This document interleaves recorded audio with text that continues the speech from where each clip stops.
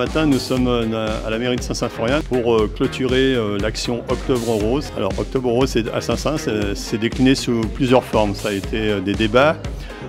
Les commerçants ont mis des petites boîtes avec vente de rubans, du sport aussi. Il y a eu plein de choses qui ont été mises en place pour justement récupérer des fonds. Les fonds récoltés dépassent les 3 000 € et j'ai encore quelques chèques qui vont arriver. Cette somme sera répartie en 5 associations. Alors la genèse, elle remonte à 2021 où le club du rugby des Monts a souhaité organiser une soirée filles avec pour objectif de mobiliser sur la lutte contre le cancer du sein, où j'avais réalisé un témoignage. Et dans le public, il y avait Michel Sartoretti qui était présent et qui était très touché par mon histoire. Ajouté à cela des personnes du conseil de Saint-Symphorien-sur-Coise qui lui demandaient de réaliser des actions pour sensibiliser à la lutte contre le cancer du sein. Et donc ces deux événements ont permis de déclencher une action derrière. Je me suis dit, bon, on va faire quelque chose de simple, on démarre, on va faire connaître ça sur la commune, sur le territoire. Et puis du coup, je me suis retrouvé avec des dizaines de personnes, d'associations et autres qui m'ont dit, mais ça nous intéresse, on est prêt à s'impliquer. Donc j'ai créé le comité Octobre Rose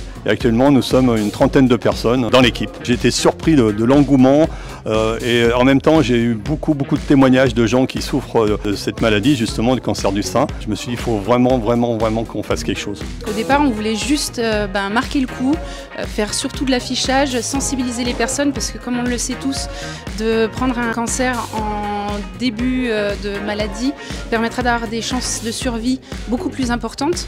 Donc voilà, notre objectif c'était vraiment de sensibiliser à pouvoir se faire dépister, à faire attention à son corps et d'être à son écoute pour avoir des belles chances de survie à l'avenir. Nous commençons déjà à penser à 2023 puisque j'ai quelques contacts déjà sur 2023 pour des actions, des animations. Avec cet engouement, je ne veux pas laisser retomber tout ça et puis j'ai pas l'intention puisque c'est quand même quelque chose qui est important. Il y a beaucoup de femmes qui en souffrent et qui en meurent encore actuellement. Donc la prévention, c'est une des premières solutions. Et soyez vigilantes et à l'écoute de votre corps, c'est important.